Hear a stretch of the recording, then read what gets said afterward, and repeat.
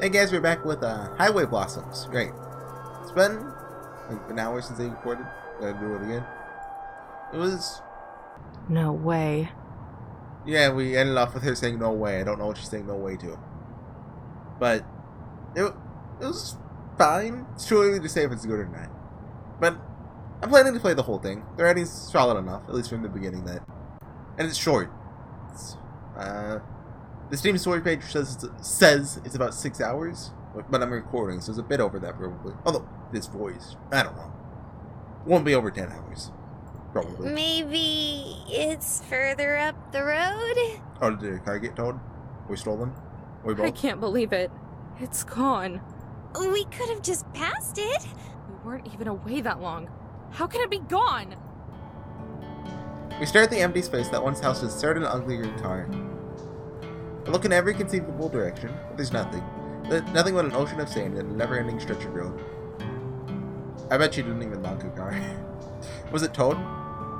No, not out here, not this quick. Where the hell did it go? Yeah, that is kind of weird, isn't it? I like how the text slowed down. Where the hell did it go? No, not go. And it slowed down there, and go was bolded. Yeah, that is kind of weird, isn't it? Miranda's hand rests against her cheek as she looks on with only mild confusion. And she's trying to solve a small mystery. Your car is missing! That's more than a little weird. Well, it's actually my big brother's car. He just lent it to me when he left for college. That's even worse! Oh, well that makes everything better then. Really? No! Let out a heavy... Wait. No! Oh, that's just because she jumped out. I thought her sprite slightly moved whenever like, it changed from blue to not blue. Wait, No! hold on. Okay, it doesn't. Let out a heavy sigh and press my fingers to my temple, attempting to massage away the stress and irritation. It was probably stolen. We'll need to call the police. You have a phone, right? I do, but... It's dead. Her voice trails off a cliff. What you said earlier echoes in my mind. That's right. You said it was dead. And I'm guessing you left it in your car. Yeah. Well, that's just great. She's an idiot. Don't you have one? Nope, never needed one. What are you doing now? Afraid no one would call you? No, you can play Fake Grand Order on it. It's okay. Not quite. Shut my eyes and look up at the dry sky. Its color shifts into a glowing orange as sunset begins to settle over the distant valley peaks. It's going to get dark pretty soon. Don't worry, Amber. I would call you. I can't just leave her. I mean, you can. Even if she did have her phone, it would take forever before anyone could get out here. She'd go from burning up in the heat to freezing out of the cold within a few hours. Yeah, deserts get really cold, don't they? Plus, if there are people around who would steal cars, then there's no telling who else is out here. I don't know how cold they get, though, at night. I can already see how this would all go down. She'd be huddled up on the side of the road, trying to keep warm. A pack of coyotes would be howling all around her, closing in. Then from down the road, a starved creep would pull up in a trashy old pickup truck, open his door for her, and... Oh god. Hey, Where are you from? If you don't mind me asking. Oh, I'm from Carlsbad. I don't know where that is. She pauses for a moment. Here, let's look it up. I'll do my phone, so... Or at keep least kind of close to it. It's a little out of the way. Carlsbad? You're from California? Okay, it's California. Thank No, you. silly. Carlsbad, New Mexico. Oh. Who's this Carl guy, and why is he so bad? Oh, right. Had me going there for a second. How far is that? Maybe 2 hours from here? Wow. You didn't get very far at all, did you? I really like it when they play with the text like that. Maybe. Wow. You didn't get very far at all, did you? That's probably because since it wasn't voiced to begin with, they, emphasized that. Miranda lowers her head in shame. I never really seem to. Though I'm not really one to talk, but on the road less than a day. Would have gone farther if traffic on the I-40 wasn't such a pain in the butt, if I didn't pick up Marina. Hey, listen. You don't live too far away. If you want, I can probably give you a lift back home. I prep myself for the explosion of thankful energy and excitement. But there isn't one. Instead, she continues to stare at the ground. Her hand is now balled up in a fist as she fidgets ever so slightly. Something wrong? She shifts her gaze from the ground and looks me straight in the eyes, drawing a deep, long breath. Remember the treasure we were talking about at the store? We gotta get the treasure. Yeah? I know it's a lot to ask, and you've already helped me out so much already. But do you think you could take me to the first place the treasure is? Huh? Oh, it's like a checkpoint system. The dying miner guy was like, okay, I'm gonna set up like 5 checkpoints, so if I die, you know, my relatives can find the treasure for me. She wants to keep going, even after this entire disaster. The treasure! Could you take me to the first? I heard you the first time. It's just... You don't even know if this thing is real, but you've dropped everything to go look for it. And now you're asking me, someone you've just met out in the middle of the desert, to take you to it. She'll emphasize just. Even though you don't know if it's real and you have just had your car stolen. Did I catch all that? Uh-huh. Shameless. I'm at a loss for words. I don't even respond to that. Try to recollect. It's recollect, right? Not recollect. My thoughts. But only one word comes to mind. Why? I was thinking idiot, but yeah, why works. Marina shrugs. Nothing more than that. She just shrugs. Take a look at her. A good look. Her wavy hair has been dried out by the hot desert sun. Her face is red and drenched in sweat, really close to melting off her makeup. Even her nice clothes are a little ruffled. But despite all that, this cute, peppy girl wants to keep pressing on. Even when most people would have just called it quits after the car broke down. Even out here, all by herself. For all I know, she could be some weirdo out to mug me, and this is all some elaborate scheme. But she wants my help. My help. It's been a while since anyone has needed that. So look on her. Do I deserve that? Probably not. But she's still asking. Why should I say no? I don't have to be in California for another few weeks. But isn't that why I'm taking this trip? To see the sights. For him. She's a little excitable, and even more naive, but maybe I need a little bit of that. It's a lot better than just being out here all by myself with nothing but the ghosts of my memories to keep me company. Even if it's just for a little while. Why the hell not? Hop in. For real? Yeah, for real. But only until the first location. After that... The breath is forced out of me by the sharp impact of Marina tackling my stomach. A warm but damp sensation wraps itself tightly around me. Its dead weight snuggles up against my chest. Thank you, thank you, thank you, thank you, thank you! What are you doing?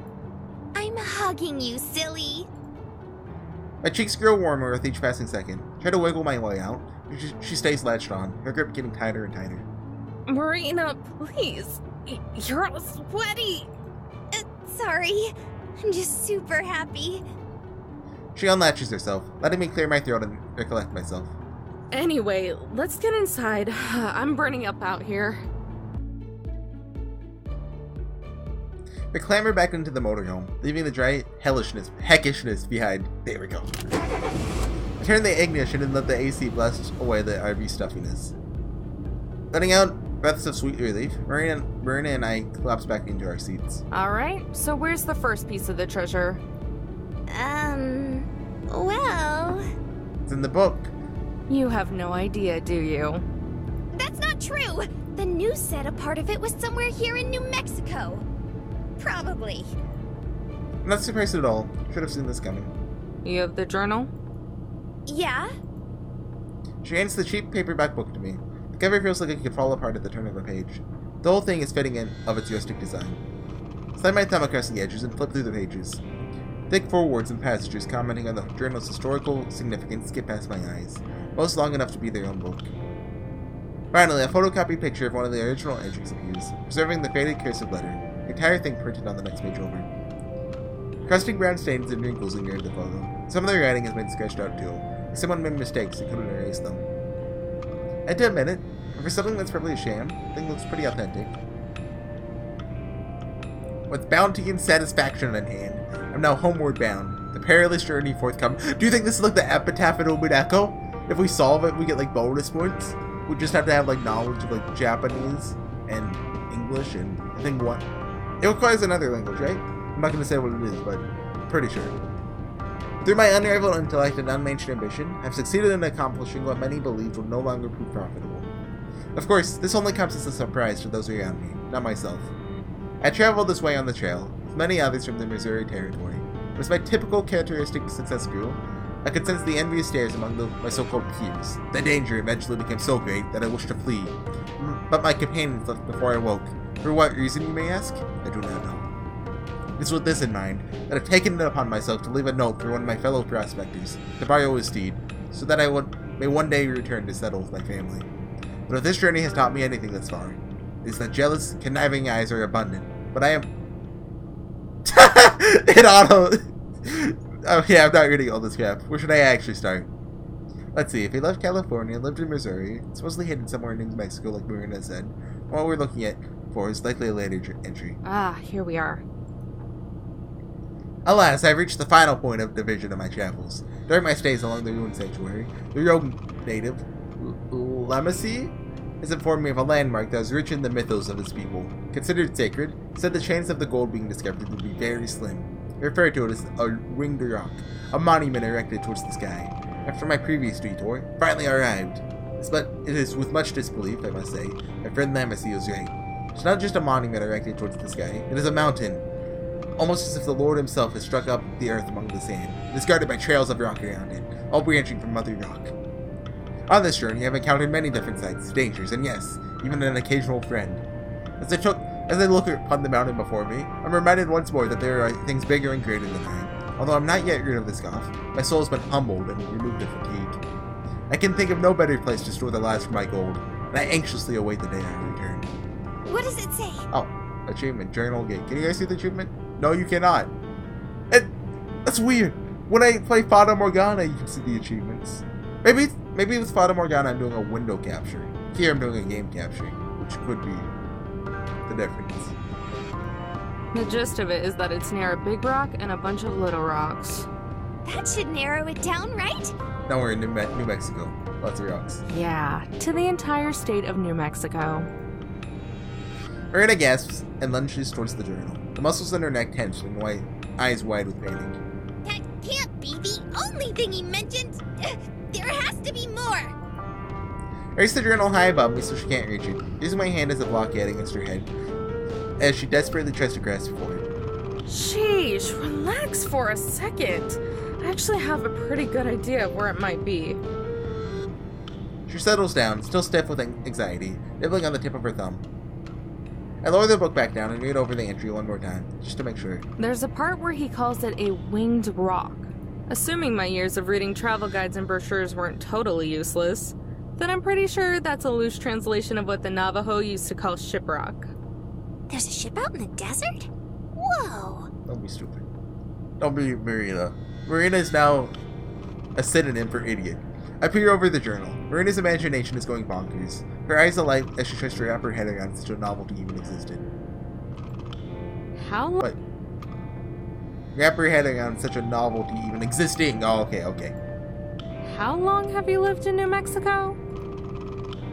Marina swells up with pride, only to deflate like a balloon before speaking, instead choosing to blow a misplaced strand of hair out of the way. All my life. I sigh and slam the journal shut. It's a small mountain near the border of New Mexico and Utah that's vaguely shaped like a ship. I assume that's a real thing? Oh, okay. That makes way more sense. I'm surprised you haven't heard of it. Thing's a landmark. Ship rock. Yeah, it's a thing. Yeah. I've never heard of it. But hey, at least I know now. Shrugging, I put away the journal and smirk. Misplaced as it might be, her cheeriness is a good mix-up from the norm. Do you think the treasure might be there? Don't know, but it's worth a shot. We don't have anything else to go on. Sure you don't want me to just take you home? Erna hesitates for a moment, turning to the windshield as if to dodge the question with her eyes. No, I think I want to do this. Alright then. I put the car in drive and look ahead. The sun is set, the blue shade of dusk rising up to take its place. Press down on the gas. Marina turns to me and smiles. Let's hit the road. Woo! Well, they have a nighttime CG. They just put a blue filter over everything. The sun has long sunset, giving way to darkness. Only my headlights remain, illuminating the road and silhouetting the small rock formations around us. I've been alternating between the old tape and new ones, immediately throwing on the old tape after finishing a new one, vice versa. I haven't had any complaints from Marina. She's been sitting at my side the entire time, softly humming off-key to the music. She seems to be the type to just accept things as they are, like with her car being stolen, or that treasure. Especially that treasure. To make it worse, it's not just her. Apparently it's some phenomenon now. Just to show how much I keep up with current events. But the whole thing smells like a scam. I bet somewhere all the big shots from that publishing house are gathered up in the corporate tower, laughing at the idiots they've ripped off with that book. Christ, I'm even starting to sound like him. The music turns to static before the cassette is silenced by a loud click. I ejected and reach for his old tape again. Marina notices, taking the opportunity to break the long-held silence.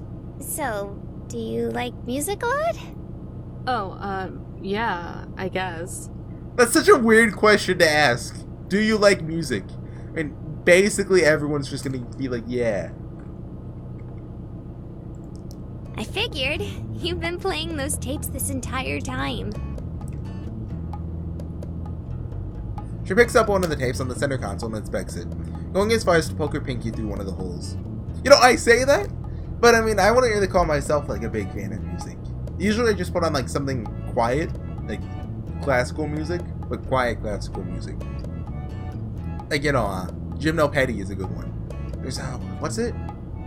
I think it's Chopin's, Chopin is this one really popular one. Like, if you YouTube Chopin, it shows up. I did it once and I was like, it's pretty good. It's like Nocturne No. 292, something like that. Or just No. 2. I forget. Or maybe it's Bach.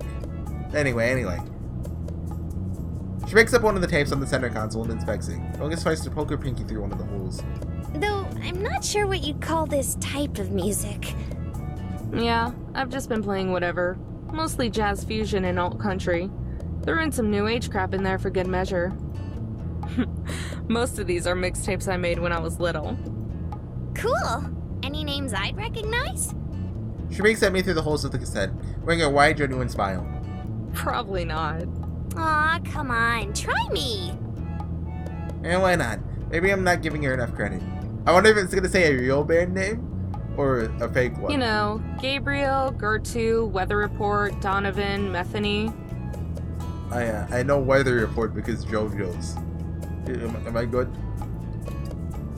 Marina gives stage-like nods and grants of understanding as I list off the names. You have no idea who any of them are, do you? Well, Weather Report turns people into snails. Does that count? Not a clue. That's what I thought. Sorry. I usually listen to whatever's on the radio. I crack a slight smile.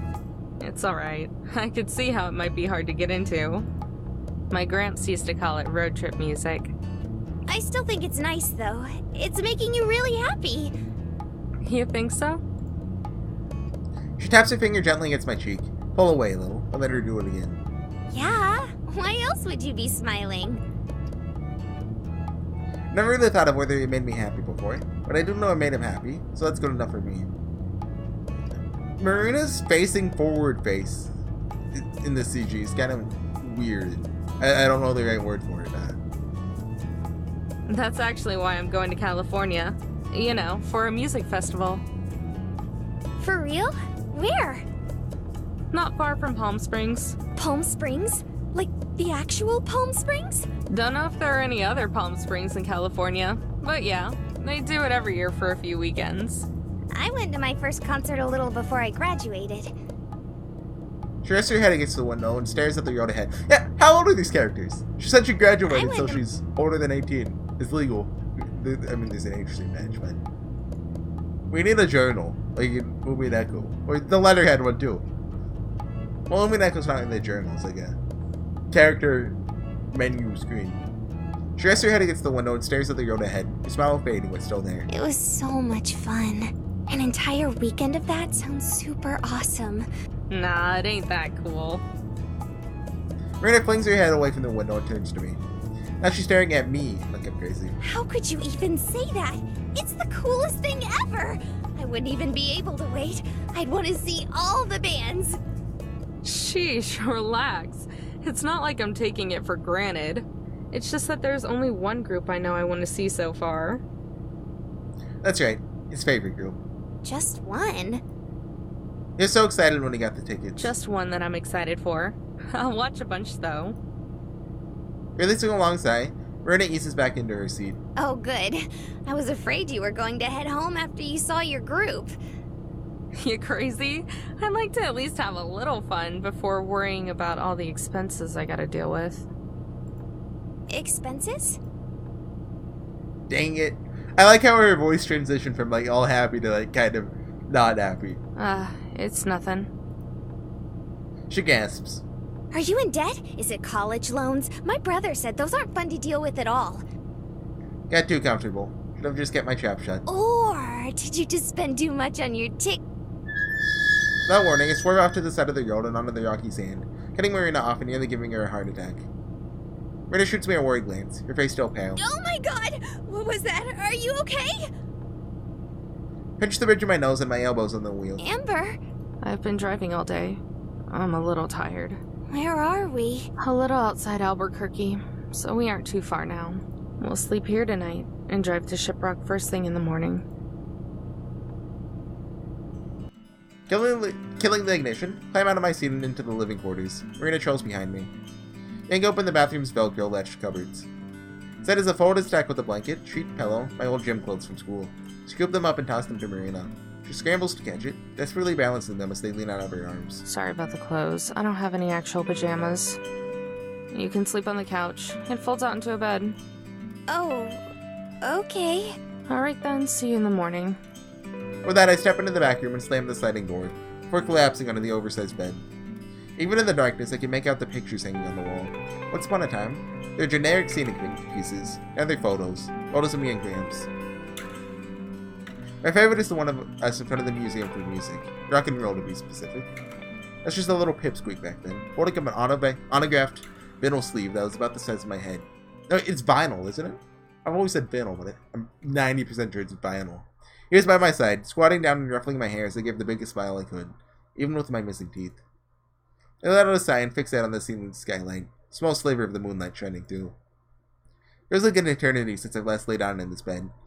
I remember it felt like being hugged by a cloud. Now it feels like concrete. The CG reminds me of, the very first one in Fate Stay Night, from like Ruden's perspective. You know the one. Teddy creaks down from the room next door, accompanied by Marina's little squeaks of determination as she struggles with the fold-out bed. Till finally, you hear a loud thud. Can't help but smirk a little. Should have warned her that it was heavy. The room over goes silent. I hope it didn't crush her.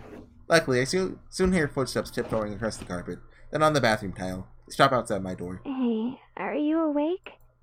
Her voice is weak, barely above a whisper. It's almost impossible to hear as it's muffled through the door. I know I've said it a lot already, but I really mean it. Thanks, Amber. Good night. Continue to stay silent. In the dark, the ceiling looks like it's constantly changing in size and dimension. Sometimes getting bigger, further away. Further? Wait. No, it should be farther away. Because further is used for metaphorical distance, but farther is used for physical distance. Other times getting closer and smaller. I look down. Through the crack under the door, I see her shadow turning around to leave. The words slip out of my mouth before she can even take her step. Night, kiddo. Highway blossoms.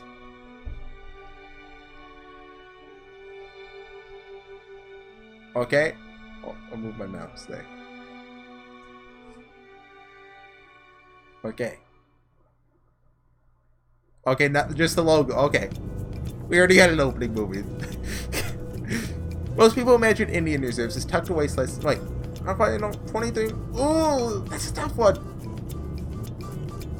Yeah, I'll just make it a shorter one than usual. 23 minutes isn't terrible. Yeah.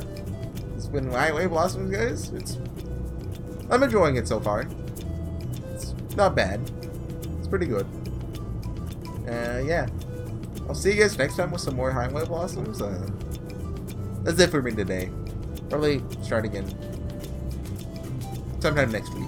I don't know when. So I'll see you guys then. And yeah, thanks for watching. See you guys next time. Bye.